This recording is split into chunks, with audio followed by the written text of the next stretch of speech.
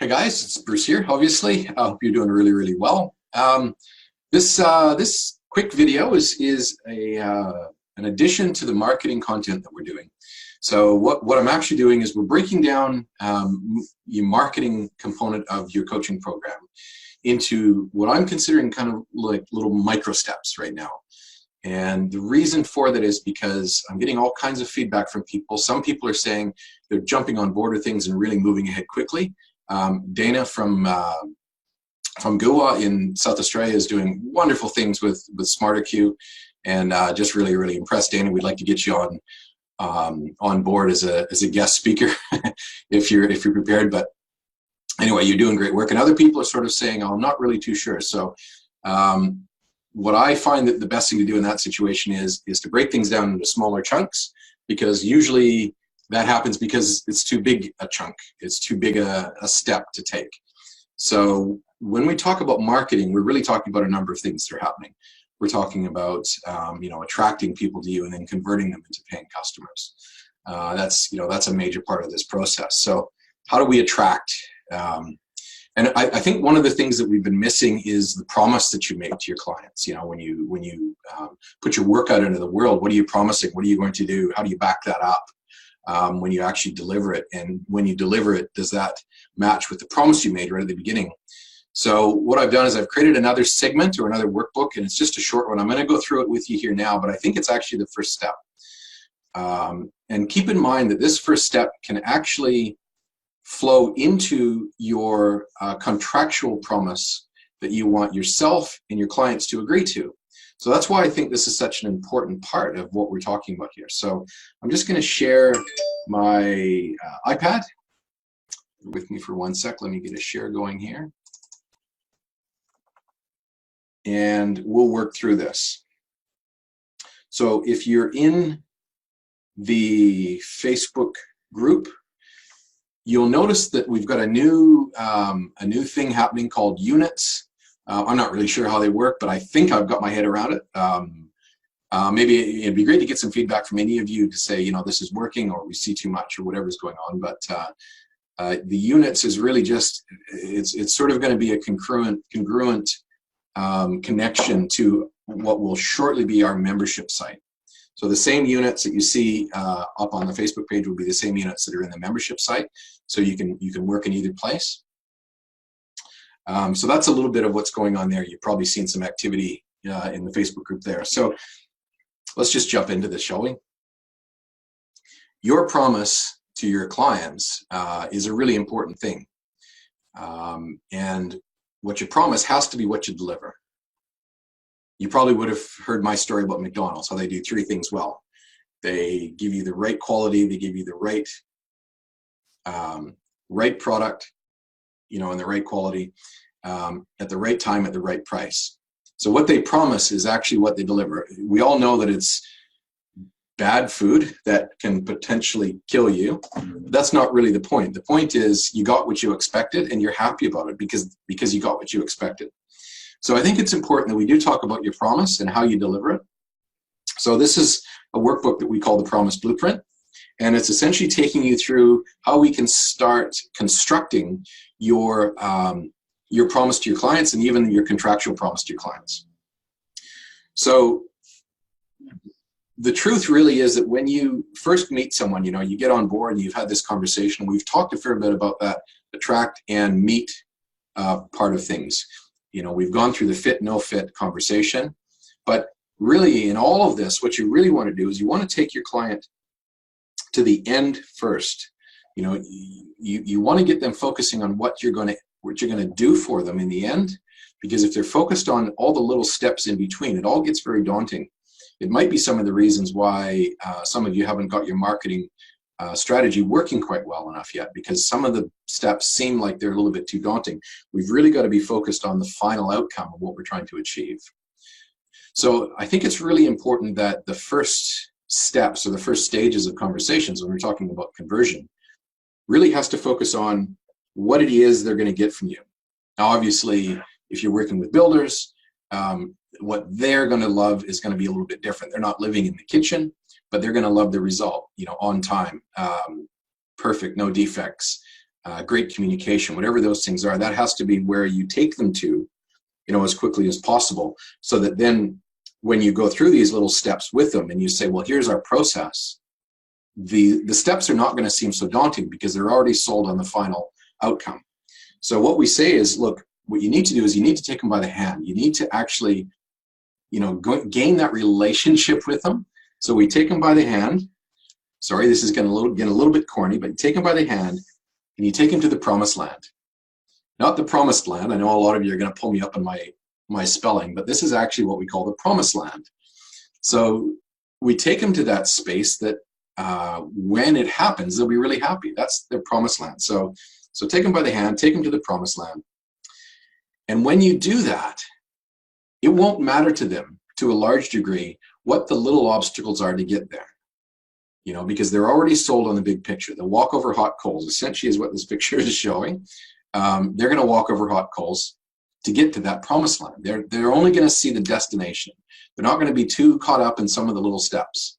Now, here's the thing. Some of those little steps are, you need to pay your deposit on time. You need to pay your progress payment on time. You need to pay your progress payment before we deliver the cabinets on time.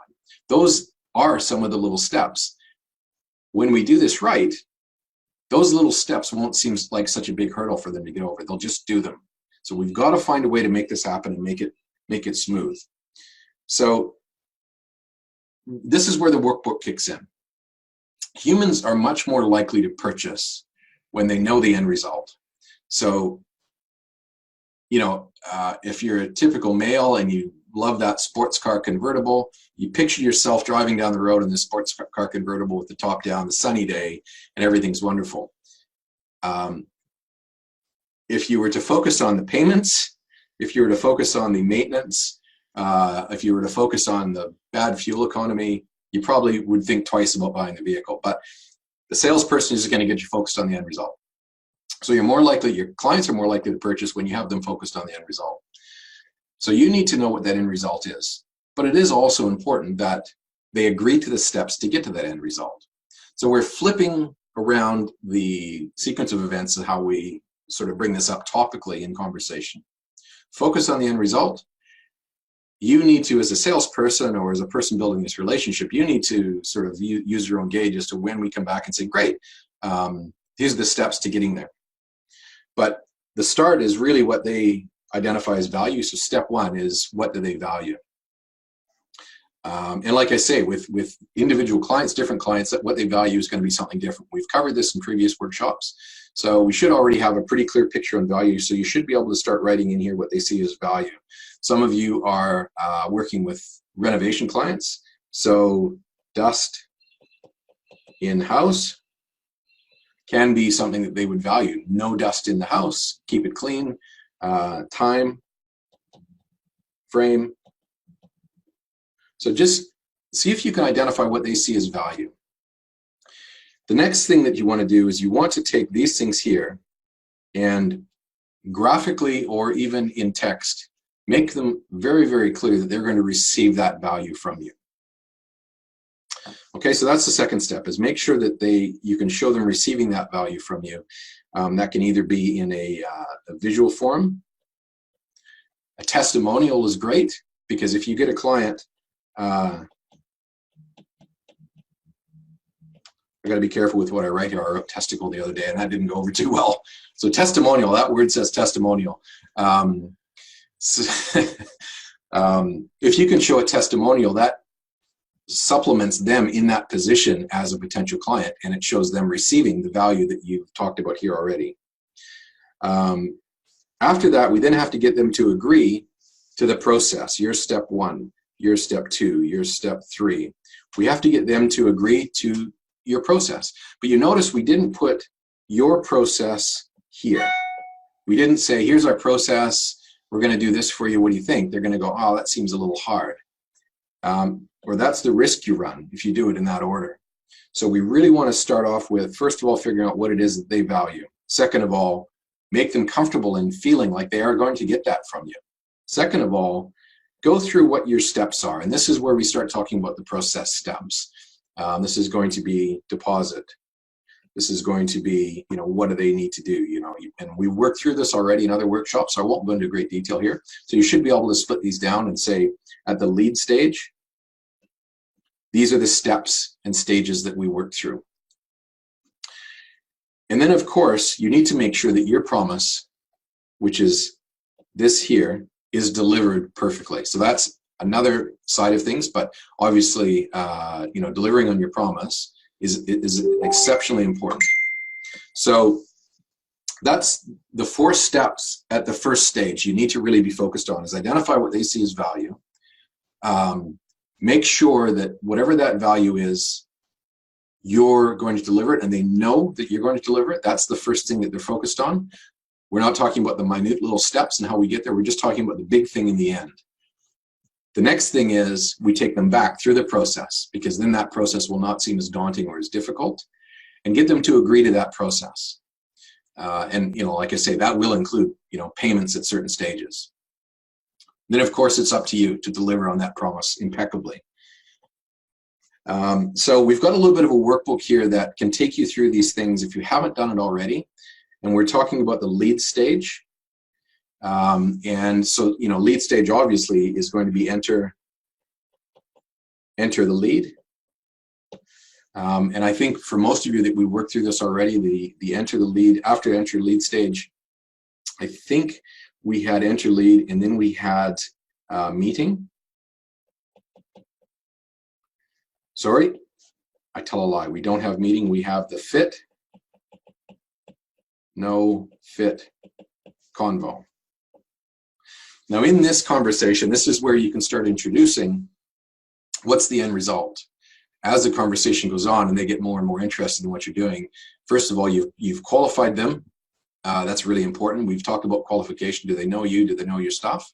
And then you're getting closer to trying to close this deal. So closing the deal really means you've got to then start focusing on all this information that you've gathered in the fit, no fit conversation, and then feeding it back to them as value. So if this is a fit, no fit, if it's a go, at lead stage, then what do? You might then insist on a meeting. And that would preferably be in your showroom. Then you might do a measure up, and you might then do an estimate. This is all a little bit different for each business, but I think the flow of this is pretty much the same, or the best flow works this way. We do an estimate, then we might have another meeting, and then we might work on a quote, because the estimate then becomes the quote. So this is how we work through your lead stages and what it is, big picture wise, that you're doing. What we're going to do later on is we're going to take each one of these and we're going to say, can we put that into a promise, whether it's visually or whether it's something we might do in a text form, and then make that part of your marketing strategy. So that's what you would do at lead stage, and obviously this is going to tie into the next step. You might have more steps at lead, so I've given you a little bit more room to work here. But we then go on to job stage, and this is also part of your promise, where at the job you might then say, right, we're going to take a deposit. That happened at lead stage, so then it becomes a job, and then what you have is a handover meeting internally.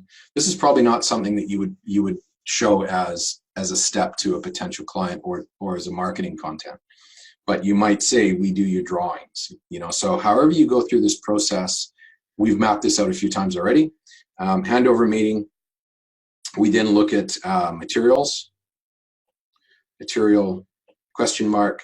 We then look at your capacity question mark. So can you get the materials on time? Can you do the work on time? These two things might be summed up to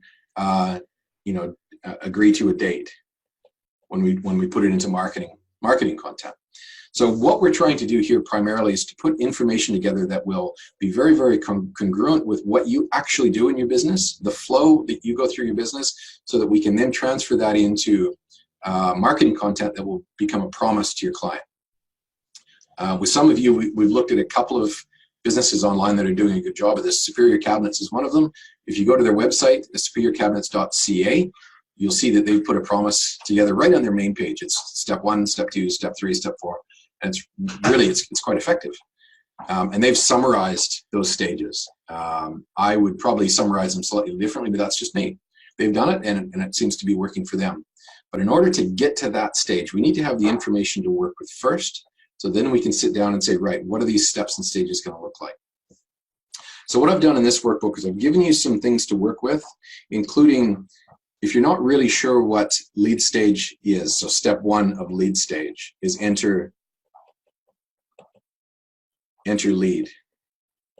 We might actually even break this down into finer steps. When you enter the lead, you know, depending on what your system is, if you have JobMan, then obviously it's going to be the same. You need to fill out the form. But we might also even say here, you know, when do we enter a lead? There's some question about, you know, someone phones up and just says, hey, tell me what you do. Do you enter that as a lead? Do you not enter it as a lead? You might put that information in here associated with each one of these steps. Hopefully this is making enough sense. It is essentially just an extra workbook. And I think it's some content that we kind of needed to fill out, you know, the final picture of marketing. And what I'm going to do is I'm just going to throw it over to you guys. Download the workbook. Start entering some of this information. You can download it as a PDF, or you can just download it as a PDF and just read it, and then put this into your own format. But that's the flow that I think is quite important.